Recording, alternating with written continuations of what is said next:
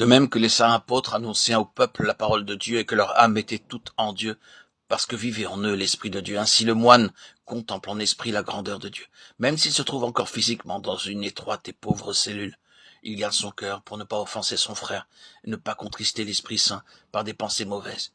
Il humilie son âme et ainsi tient à distance les esprits malins et de lui et des autres hommes qui implorent sa prière. Celui qui aime Dieu pour penser à lui jour et nuit, il n'y a rien qui pourrait l'en empêcher. Ainsi, rien n'empêchait les apôtres d'aimer le Seigneur. Ils vivaient dans le monde, mais le monde ne gênait nullement leur amour. Ils priaient pour le monde et proclamaient la parole. L'Esprit de Dieu nous apprend à prier partout, même au désert, pour tous les hommes, pour le monde entier. Il n'y a rien de meilleur que la prière. Les saints priaient sans cesse, ne restez pas une seconde sans prier.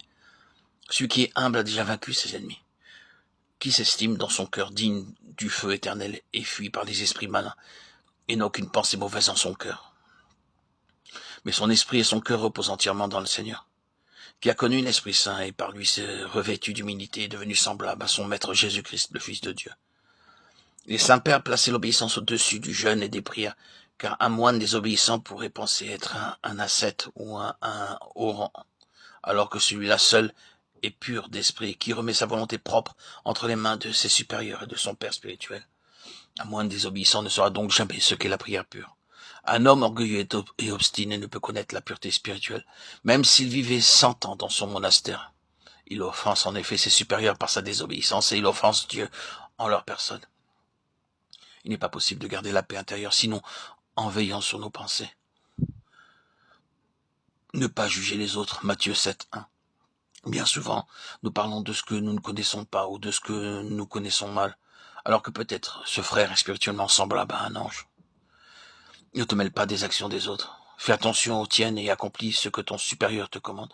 C'est alors que Dieu t'aidera par sa grâce et tu goûteras les fruits de l'obéissance dans ton âme.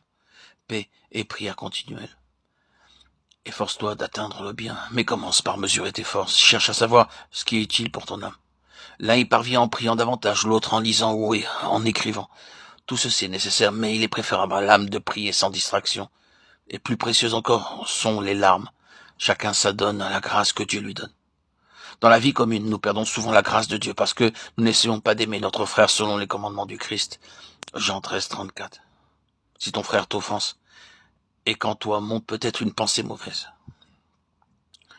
si tu le condamnes et que tu ressentes peut-être de la haine, tu sentiras que la grâce pénètre plus difficilement dans ton âme.